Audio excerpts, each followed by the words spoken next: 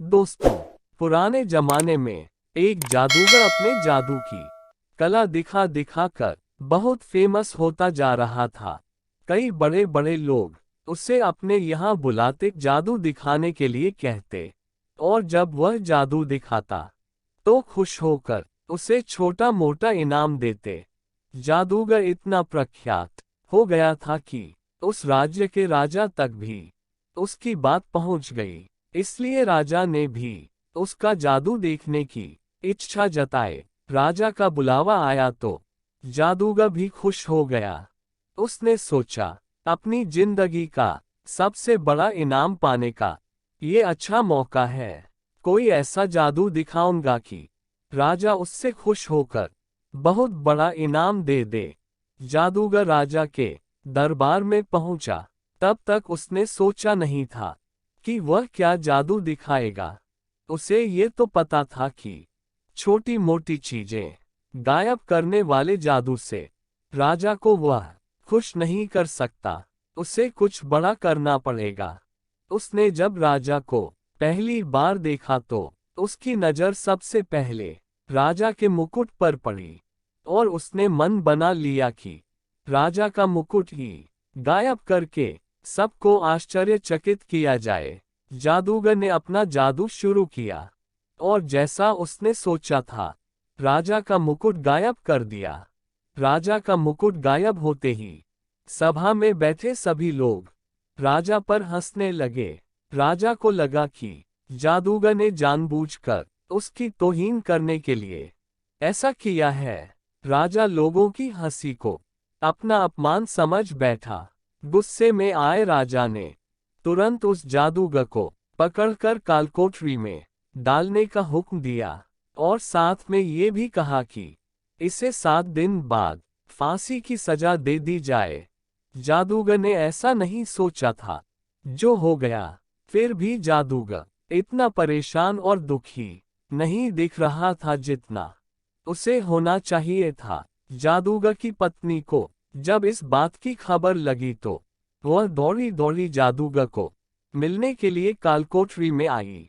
वह अपने पति को इस तरह से मुसीबत में फंसे देखकर रोए जा रही थी। जादूगर ने उसे समझाया कि चिंता मत करो और खुश रहो। पत्नी को लगा कि मौत की सजा सुनकर जादूगर को सदमा लगा होगा, इसलिए ऐसी बहकी बहकी बातें कर रहा है। पत्नी बोली, आप ऐसे समय में भी कैसे खुश रहने की बात कर सकते हो? जादूगर पत्नी से बोला, अभी से क्यों दुखी होना? अभी मेरे पास 7 दिन बचे हैं। बाद में देखेंगे, जो होना होगा। जादूगर की पत्नी रोज उसे मिलने आती, और जादूगर उससे खुश रहने के लिए कहता, और कहता कि अभी इतने दिन बचे हैं। आखिरकार वह दिन आ गया जिस दिन जादूगर को फांसी देनी थी। राजा भी उस दिन अपने घोड़े पर सवार होकर जादूगर को देखने के लिए आया था। राजा को घोड़े पर देखकर जादूगर के दिमाग में एक आइडिया आया। वह राजा को देखते ही उदास होने का नाटक करने लगा और रोने लगा। राजा ने उसे कहा कि क्यों उस दिन तो मेरी बेइज्जती करके हंस रहे थे और लोगों को भी हंसा रहे थे, आज क्यों रो रहे हो? जादूगर ने कहा, महाराज, मैं मौत के डर से नहीं रो रहा। मौत का क्या है, वह तो एक दिन आनी ही है। मैं इसलिए रो रहा हूं कि मेरे इतने सालों की मेहनत, जिससे मैं अपने घोड़े को उड़ना सिखा रहा था, सिर्फ 1 साल की वजह से बर्बाद हो जाएगी। अगर मेरे पास 1 साल और होता तो मैं अपने घोड़े को उड़ाने में कामयाब हो जाता। जादूगर की बातें सुनकर राजा को लगा कि अगर उड़ने वाला घोड़ा उसे मिल जाए तो वह दुनिया का सबसे सफल राजा बन जाएगा। वह उड़कर किसी भी अन्य राजा को बड़ी आसानी से युद्ध में हरा पाएगा। राजा के मन में लालच आते ही राजा ने उससे 1 साल तक का समय दे दिया, और कहा कि अगर तुम 1 साल में मुझे ऐसा घोड़ा देने में कामयाब हुए तो तुम्हें फांसी की सजा नहीं दी जाएगी, लेकिन अगर तुम ऐसा नहीं कर पाए तो तुम्हें फांसी से भी बड़ी दुखदायक मौत दी जाएगी। कालकोठरी से छूटने के बाद जादूगर सीधा अपने घर पहुंचा। जादूगर ने देखा कि उसका पूरा परिवार और पत्नी उसके मौत का शोक मनाने के लिए इकट्ठा हुए हैं। जादूगर को देखकर सब आश्चर्यचकित हो गए। पत्नी जो पहले रो रही थी, उसे देख खुश हो गई। थोड़े समय बाद सब अपने घर चले गए। जादूगर की पत्नी ने जादूगर से पूछा, राजा ने तुम्हें छोड़ कैसे दिया? जादूगर ने उस शर्त के बारे में बताया, जिसमें जादूगर को एक उड़ता हुआ घोड़ा राजा को 1 साल के भीतर देना था।